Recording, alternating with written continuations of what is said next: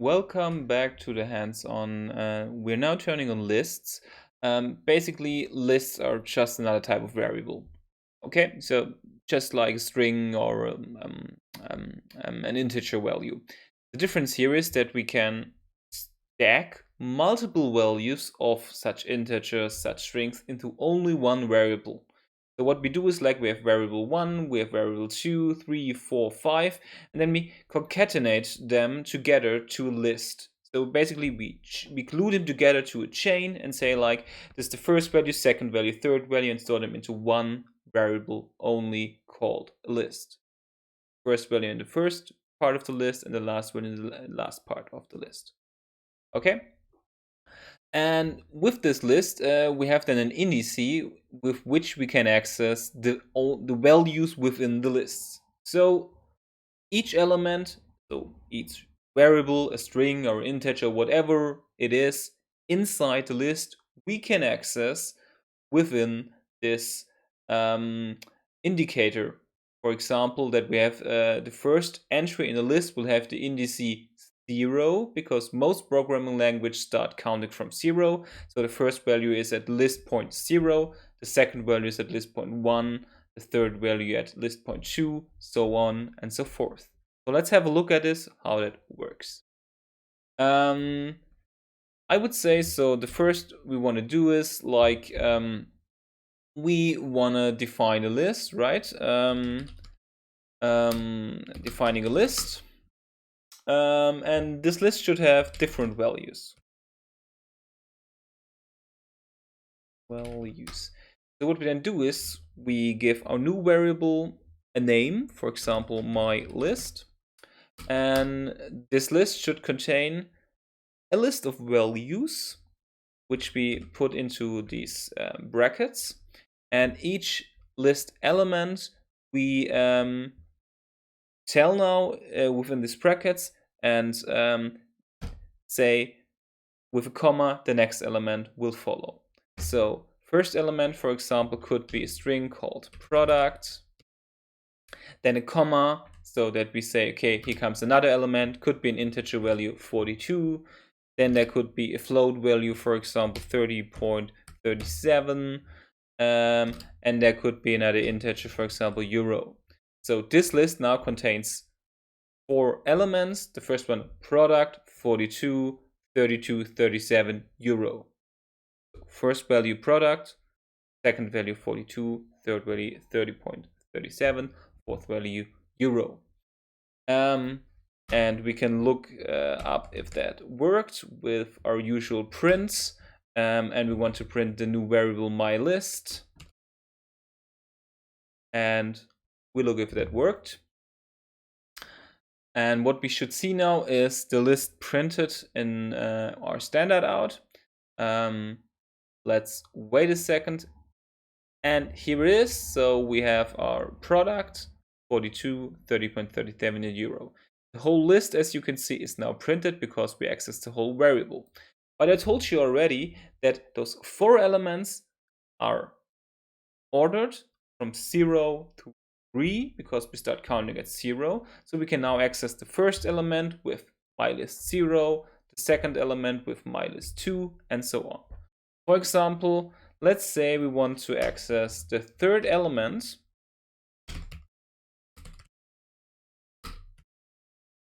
Okay, and we could directly print that or store that in a variable, a new variable. Let's first store in a new variable and then show that we can directly print it as well. So let's say we want to make the new variable third element.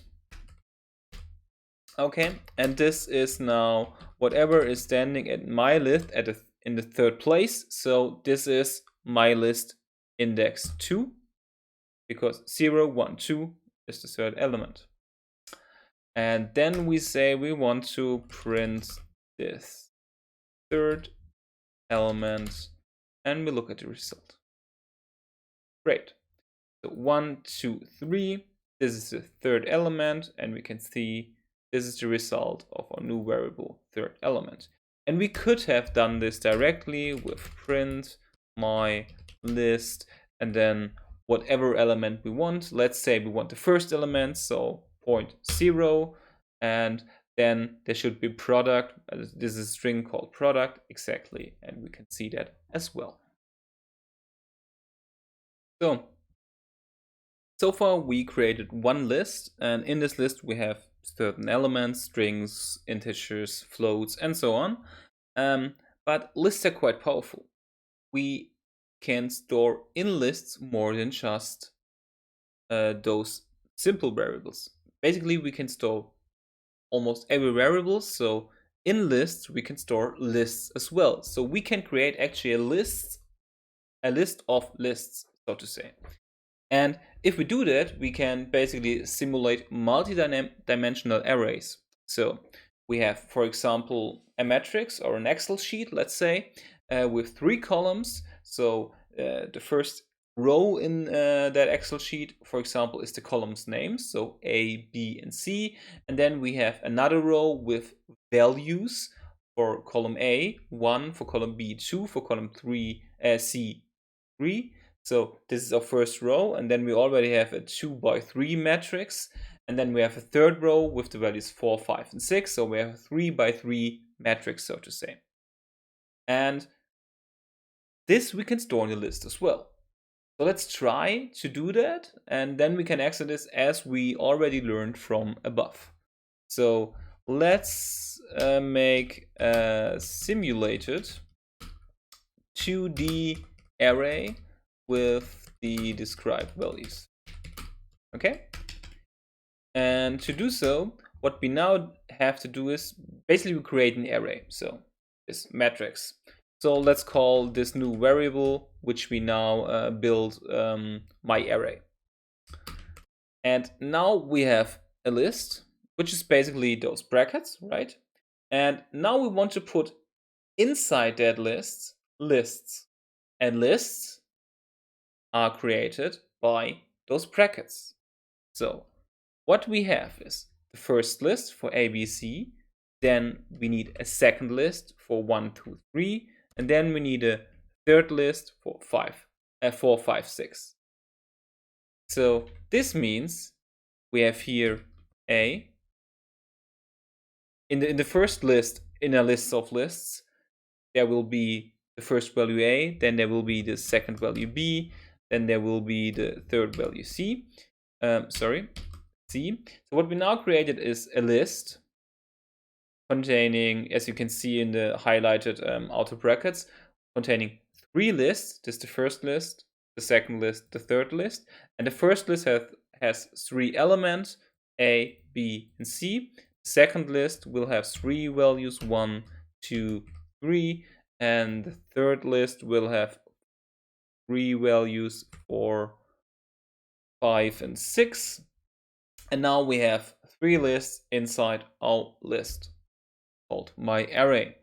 And we can look that up by printing just my array and look if that worked and look how our results actually look like. And as we can see, it's basically what we typed in here. We have list, the first list, the second list, the third list as a list, each containing 3 elements as a list because we see this out. And now we can access that as we've learned above. But you might ask now, okay, I didn't learn that so far. So far I learned, okay, I'm writing print, and then I can access it by my array, and I can access the first element by 0, the first row where there are actually numbers, if this would be an Excel sheet, by 1 because it's the second row, and the third row by 2. Okay, but what does that give me? For example, let's say, okay, we print the list at position 1, so that means this is 0, this is 1, so we should now print this. Okay, we learned how to access the second list in our lists of lists, but we did not learn so far how we access the 1 or the 2.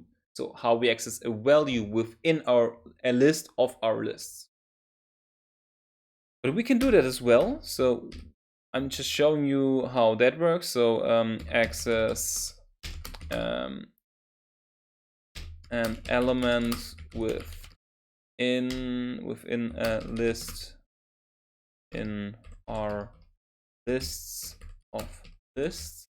This is basically what we want to do, and this would just be print my array position 1, for example. And what value do we want to print? The 1, 2, or 3? Let's say the 3. So this is 0, 1, 2. This should be now element 2, if I did that correctly. Exactly. So with a second bracket after our first bracket, we can go into the list we selected. So what we basically do is, with a variable, the first brackets tell us, okay, which from the overall outer structure we want to access. So we have 3 items, as you can see if I mark it, A, B, Z, first item, 1, 2, 3, second item, and 4, 5, 6, third item. So we have 3 lists, which are our 3 items. And then when I selected a list, I have 3 elements in each list which I can access again. So the first access is the 1, 2, 3 in our case, because the second list, so to say, because we're at position 1, and then with the second we say which element. Okay, great. So now we have learned how to make those 2D arrays, so to say. Now there's two cool functions we can use and use quite often when we use basically Python and do stuff with it, because we can define lists of numbers. So for example, we need the numbers from 0 to 100, and we could type them in a variable, so 0, 1, and so on. That's quite cumbersome. There's lots of effort which has to go into that, and we can make our lives quite easy if we just use some functions which are built in already, and we can just use straight out of the box. The first one is list, the function list, which basically lets us create a new list, which we can use then. And then the second function, range, which creates numbers in a certain range with a certain iteration step, so to say. So with range, we can say, okay, I want all numbers from a starting value. So we give that range a starting value, for example, 0, and an n value, for example, 100. So we want all numbers between 0 and 100. And now with steps we say which numbers. So no step told to the function will be, so if we just leave that blank and do not give the function steps, that means steps of 1. So we have 0, 1, 2, 3, 4, 5, and so on. But we can do as well steps of 2. So that would mean 0, then 2, then 4, then 6, or 3. Then we will have 3, 6, 9, and so on. You get the idea. So let's look at that. So for example, we want a list of 0 to 10. Maybe some of you already know what to do after my explanation, but to be quite sure everyone gets it, we make a new variable. For example, we call it range list because we have a list using the function range. That's why I call it like this. And how do we achieve this? So we have the two functions list and range. So the first thing is we want a list as a result. And the second thing we want to do is we want numbers between a certain range. So let's say we want the numbers between a certain range. We can use the function range. And this means we want what we want to achieve is we want the numbers between 0 and. So we want then the numbers in the range of 0 as a starting value, comma, the end value, 10. And which steps? Steps of 1. So we can ignore the steps factor because by default it's 1 already. Or we could type 1 if we want to, but we don't have to. And now this gives us numbers between 0 and 10. So 0, 1, 2, 3, 4, till we reach 10. But this we want as a list. So whatever the result of the function range is, must be transferred to a list. And we do that by using the function list and putting it around the range function. So that means give me a list of whatever is standing in the brackets of the function list, and inside the brackets is standing range. So give me a list of those numbers in the range of 0 to 10.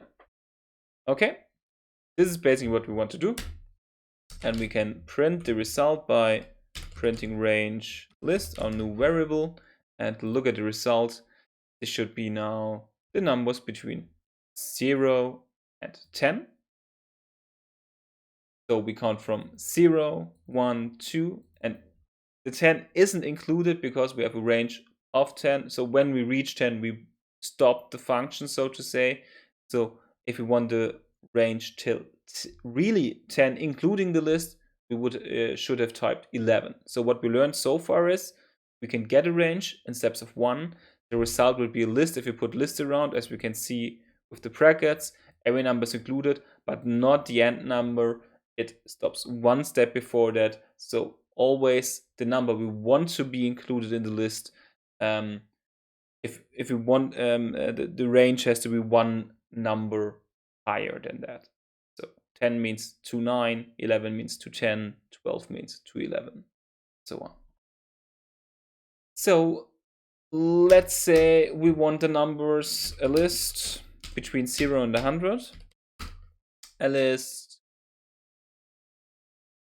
on, let's say, every fourth value, so of every fourth value in between 0 and 100.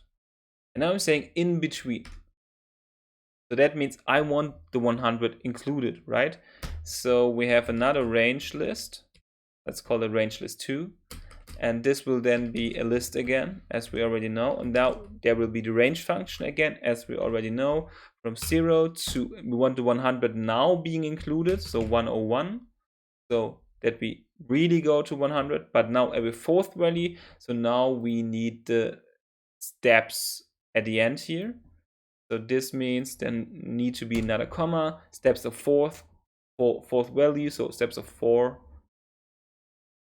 And that means putting here a 4. And then we can print that again. So let's print range list 2. And now let's look at the result. And what we can see is 0, then the 4, then the 8, then the 12, and so on. And the 100 is included. Because actually we can divide 100 by 4, so it should be included as long as the range is to 101. Because if you only put 100 here, the 100 shouldn't be included. Great. So now we know how to use lists. We can make lists of lists to build arrays. We can use range to and the list function to make our lives easier if we just use numbers.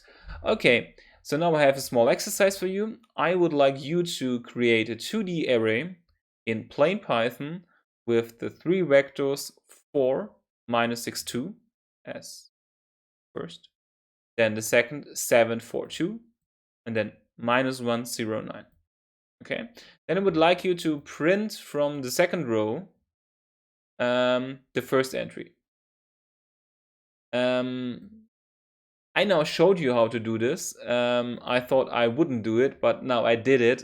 So don't worry, you know how to do it. I'm deleting this right now, so it's not included in your final uploaded script with the solutions. I showed you that, but I want you to access basically from the second row, the first entry. So good luck with that. I show you the solution in a second after you tried it for yourself in the next video.